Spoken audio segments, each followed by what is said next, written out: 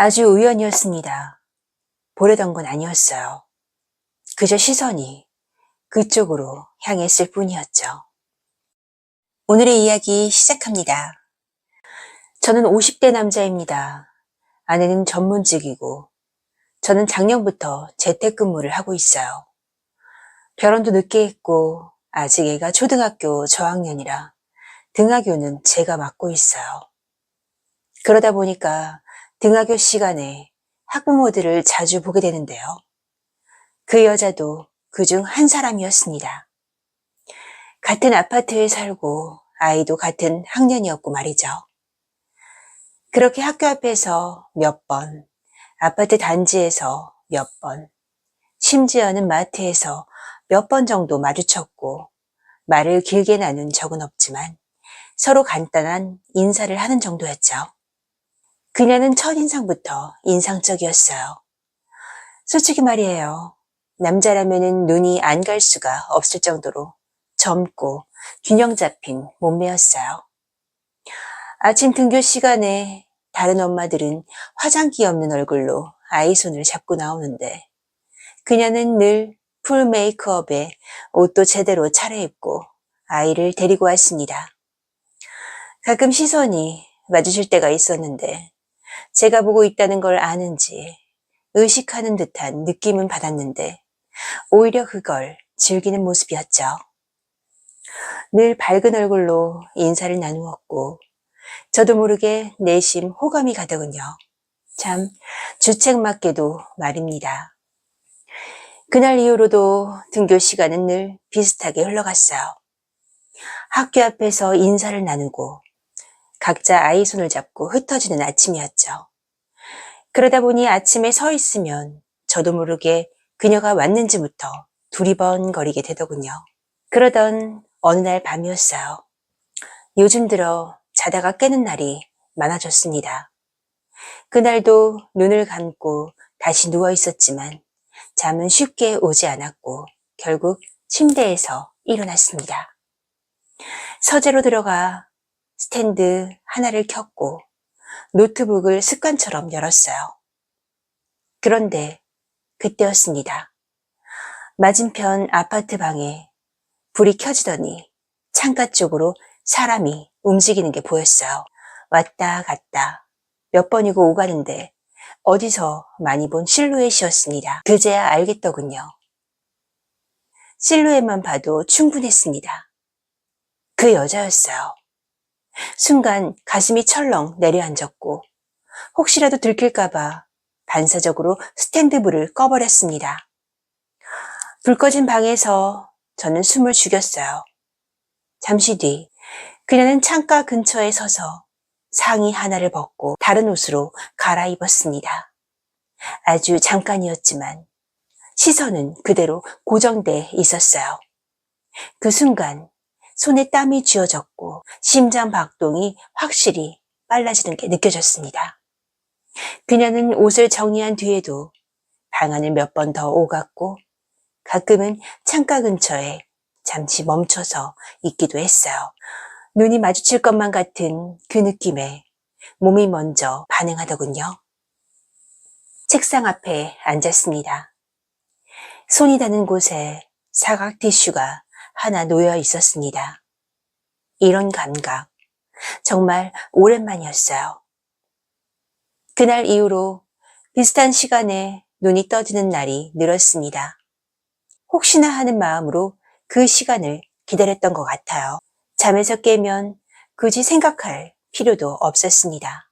몸이 먼저 움직였고 저는 자연스럽게 서재로 향했습니다.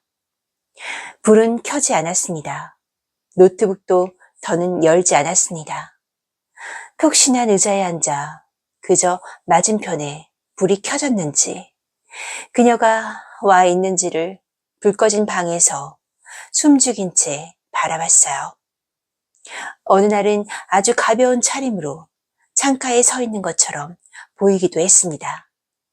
그 모습을 보며 저는 혼자 이런저런 상상을 하곤 했어요. 그 시간만큼은 현실 같지 않았거든요. 물론 전부 제 착각이었겠지만요. 그날부터 며칠 뒤였습니다. 늦은 밤 쓰레기를 버리러 나왔다가 지하주차장에서 그녀를 마주쳤어요. 차 옆에 서 있던 그녀는 혼자였고 평소와는 다른 차림이었습니다. 서로를 알아보고 걸음을 멈췄어요. 안녕하세요. 제가 먼저 말을 꺼냈고 그녀는 제 얼굴을 보며 말했습니다. 안녕하세요. 얼굴이 피곤해 보이세요? 요즘 잠을 통 못 잤습니다. 아, 그래서 안 자고 계셨나 보네요. 저는 순간적으로 당황했습니다. 아, 그런데 그걸 어떻게 하셨어요? 그녀는 제게로 한 걸음 다가왔습니다. 맞은편에서요. 말을 마친 뒤 그녀의 눈동자가 살짝 흔들렸고 저도 모르게 그녀의 손목을 잡았습니다. 그런데도 그녀는 손을 빼지 않았습니다. 말없이 몇 초간 그렇게 서 있었어요. 그녀는 말했습니다. 이제 가봐야 돼요. 그 말이 끝나자 저는 손을 놓았습니다. 그녀는 아무 말 없이 몸을 돌렸고 주차장을 빠져나갔습니다. 저는 그 자리에 멍하니 그대로 서 있었습니다.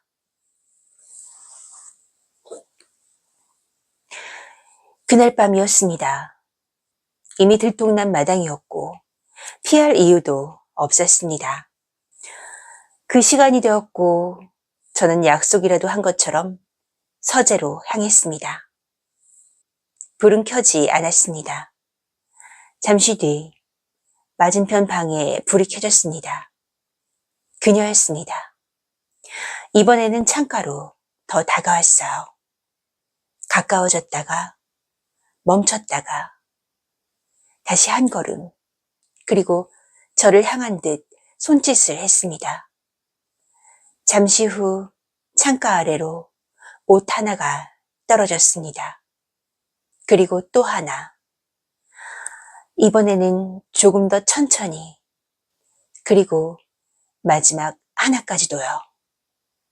그 순간 그녀는 더 이상 숨길 게 없다는 듯 창가에 서 있었습니다. 자연 그대로의 모습으로요. 저는 숨을 죽인 채 그 장면을 바라보고 있었습니다. 그 순간 손에 땀이 차고 숨이 가빠졌어요. 그때 저도 모르게 스탠드불을 켰습니다. 불빛이 켜졌고 그 불빛이 그녀에게 닿았습니다. 그녀는 고개를 들었고 저를 바라봤어요. 저도 그녀에게 답했습니다. 자연 그대로 말이죠. 그게 더 애간장을 태웠습니다. 닿을 수 없는 그 미묘한 거리 때문이었죠. 말은 없었습니다.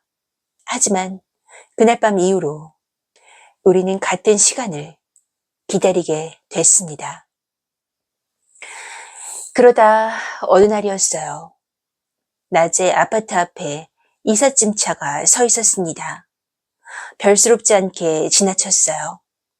그날 밤 그 시간이 되었는데도 맞은편 방 불이 켜지지 않았습니다. 다음 날도 그 다음 날도 마찬가지였어요. 그제야 느껴졌습니다. 그녀는 아무 말도 없이 그렇게 가버렸다는 걸요. 지금도 가끔 그 시간만 되면 저도 모르게 맞은편 창가를 봅니다. 이미 아무도 없다는 걸 알면서도 말이죠.